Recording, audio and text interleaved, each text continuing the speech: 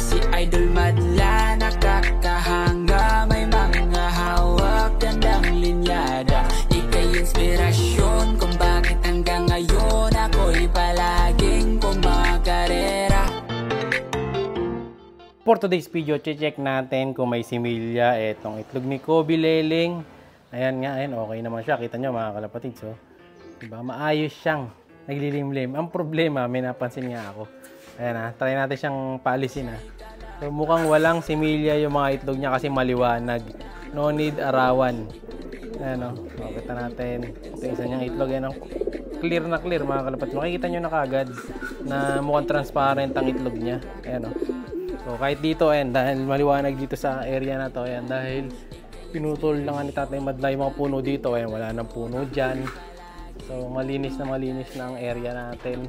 Ayan, dito, binawasan din ng puno. Ayan, nakita nyo, nakatambak pa yung mga kahoy doon. Alisin na lang natin yan. Pag medyo tuyo-tuyo na. So, ayun yung iba mga kalapatid sila. So, maaliwalas na. Dito sa ating Gedli. Ayan, oh, pati mga pugad nga dito, inayos na yan mga kalapatids. All clear na. Ayan, oh. So, yung ito nga, safe na safe pa rin naman yung apat kong manok dito.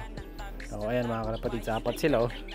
So, naparami na natin. 6 dapat to. Nakain lang na sawa yung 2. So, ayan, yung mga gusto ng ganito, PM lang kayo or mag-comment kayo, baka mabigyan ko rin kayo yan. Ito, nabasag na yung 2 itlog na binasag na ito. Loko-loko tong barako eh. Binabasag niya yung mga itlog. So, comment kayo kung ano magandang pugad dyan para hindi mabasag yung mga itlog nila. So, may isa akong naglilimlim dito. Dito yata, may naglilimlim dyan eh. So, yung naglilimlim dyan, palahi na natin. Anak nung nakain nung sawa. Ayun, yun. Naglilimlim na siya. Ayan. Diba? Yung mga Old English Bantam natin. Itong itim na to, ayan, pamimigay ko rin itong isang itim na to. Ayan, ayoko nung pure black eh. Gusto ko yung mga ganitong kulay lang, yung mga pulahan. Ayan, ito. Ito mabait to. Paborito kong manok tong isa na to. Ayan, tapos yung kanilang pinaka leader, ito. Si Pula. Si Wargen Bantam. Ayun, i-out na natin yan yung mga kulubot chicken natin kasi marami na akong babaeng Old English eh. So, yun na yung pupukusan ko ng mga manok. Ngayon, ito, balik tayo dito kay Kobe. So, wala nga similya yung kanyang mga itlog. So, panahon na para tanggalin muna natin yung pugad para makapag muna siya, pahinga. So okay na okay yan mga kalapatid. Kita nga yung poops nila oh. So yung poops nila na to, 1 week may gito. Pasintabi na sa kumakain. Pero yan, ganda ng poops nila oh, di ba? So matigas. Clear na clear mga kalapatid. Alam nyo nang kagad pag may similya eh. Matigas. Pero ito, wala mga kalapatid. Gokbu. No? Hindi naman natin pwede paglimlimin niya kasi kawawa lang siya pag naglimlim siya na hindi naman niya itlog. So, kukunin ko na rin yung pugad, dilipat ko na eh. So, ito, wala na to. Didispatcha na natin. Hagis na natin to. Sorry boy, ngayon, kunin na natin yung pugad niya. Alisan na natin. Yeah, boy, tabi ka muna. Yeah. Lipat na lang muna natin sa iba yung pugad niya. Ayan. So, wala ka munang pugad ngayon. Magpahinga ka muna. So, try natin yung ibang mga technique para magkasimilya. Subukan natin dito yung Egg 1000. Sabi ni Idol Dabarcad, 7 days daw eh. So, tatry natin yan ha. Yung kanyang technique. Ngayon, ito, dahil malinis pa naman, konting pagpag lang, lilipat natin sa ibang kalapati ito ngayon. Gahanap ng itlogan itong manok ko. Sama natin lilipat. Dito. Ayan, dito ko naman lilipat. Ayan. Huwag lang sana nilang ilaglag kasi plastic to. Ayan, lagyan natin doon sa taas. O, ayan, o. Doon natin lalagyan ngayon yung bagong pugad. So, tingnan ko kung hindi nila ilalaglag to. Ito kasi may mga bagong pisa ako dito. Ayan o. Napisa na yung ex-makina natin.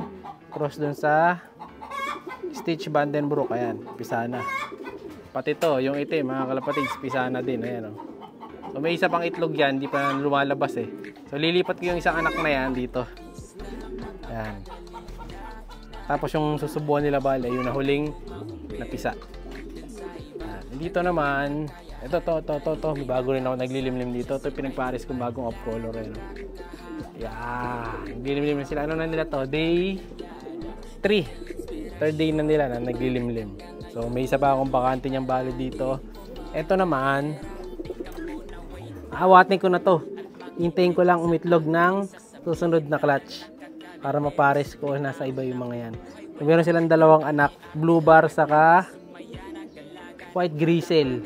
Ayan may mga bago tayo dito. Ayan, kung gusto nyo ng mga white grizzle, baka gusto nyo mag-avail, ito, pwede natin i-out to. Marami tayong mga grizzle Pwede nating i-out yan. Kulit na ito, yung banta mga kalapatids. Ang lit lang yan mga kalapatids. Hindi yan serama, mga banta yan. Old English.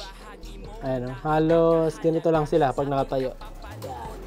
Pag yung hanggang buntot, yan tanggal ko. Mababait nating manok yan. Hindi ko alam kung pwedeng ilaban yan. Hindi yata. Gawin ko yung alam nyo. Kasi ang sabi lang sa akin, swap yan hindi naman give bird actually pala. Swap yan. Bibigyan daw niya ako ng manok, tapos binigyan ko siya ng kalapate. Ayan. So ngayon, yan. Wala na siyang itlogan. Sana makapag-breed ulit tayo kay Kobe. Tapos ito, may problema din tayo dito sa dalawa na to. Ayan itong si 1 year, ayaw niyang parisan yung puti. Yung puti rin, ayaw rin pumaris mga kalapatids. Bali ang nangyayari dito, sila na silang harang dito sa gitna. Pero hindi sila nagtatabi. Kita nyo pag pinagtabi natin yan, nag-aaway. Ayaw nila magparis sa isa't isa, ayan nag-aaway sila. Diba? So ayaw pumaris nung isa. Ito bumabara ako Tingin ko di pa marunong mumara ako to. Bata pa kasi ito no? So ito yung isa, ayaw rin pumaris. So pinch pair din muna tayo dito. Hanapan natin. Barako naman siya mga kalapatid. Kala ko dati babae. Pero barako naman, ayaw pumaris. So, ayaw pumaris ni Stop Bandrit. Ayun, nagsabong na. Hanap natin ng ng panibagong pairing. Kasi medyo siya juicy.